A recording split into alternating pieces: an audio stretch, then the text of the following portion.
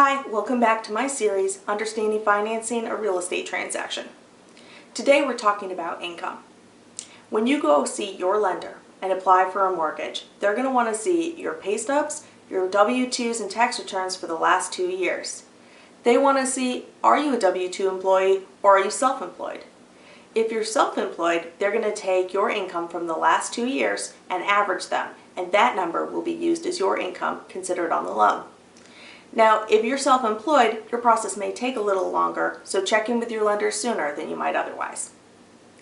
Do you earn commission? If you earn at least 10% of your base in commission, you may also be considered self-employed and have to go through that screening process.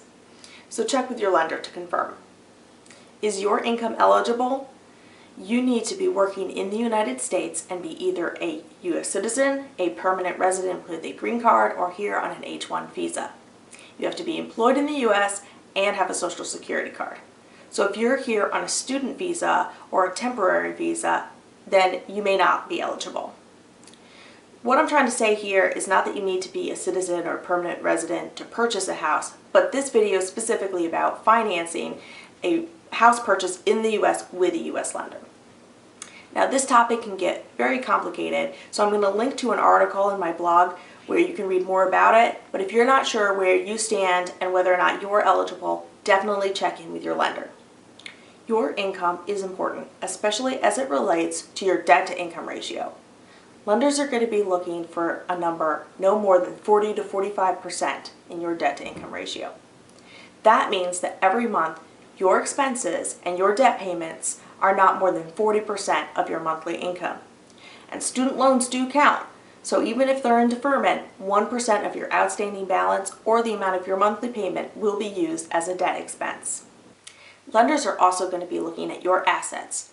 Do you have the funds to pay for the down payment and closing costs? Where are those funds? Is any portion coming from a gift?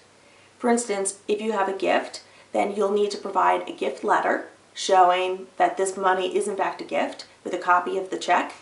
You're going to have to show account statements from the account where the funds were coming from and an account statement where the funds landed in your account. These are used to verify the transition of the gift money into your account.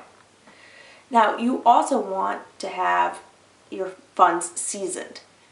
This idea of seasoning is that you take the funds from maybe a non-liquid account and put it into your checking account that you're going to use in your purchase. Now those funds are going to need to be there for at least 30 to 60 days to season.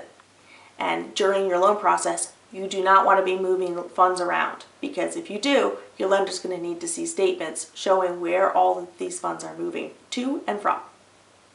Because this is such a critical component of your loan, definitely talk to your lender and make sure that you get all of the funds you need into the correct accounts and then don't move them. Your lender will have all of the details on how to do this. Do you have any reserves? Your lender may need to see 6 to 12 months of reserves in your account. This money doesn't necessarily need to be liquid. For instance, if you're getting a loan over $417,000, your lender may want to see a certain amount of reserves in your account. And those could be in your 401k, for instance. Ask your lender for details on whether you need reserves for your loan. So that's the end of our topic for today, income and assets. Next week, we're going to be talking about some of the main loan products that most buyers are using: conventional loan, an FHA loan, or a VA loan. And the week after, I'm excited to have Rich Godbout of Caliber Home Loans, and he's going to be talking to you about the importance of getting pre-approved, some of the documentation that you need to bring when you go to meet with your lender. So that's going to be a great time. Stay tuned for that.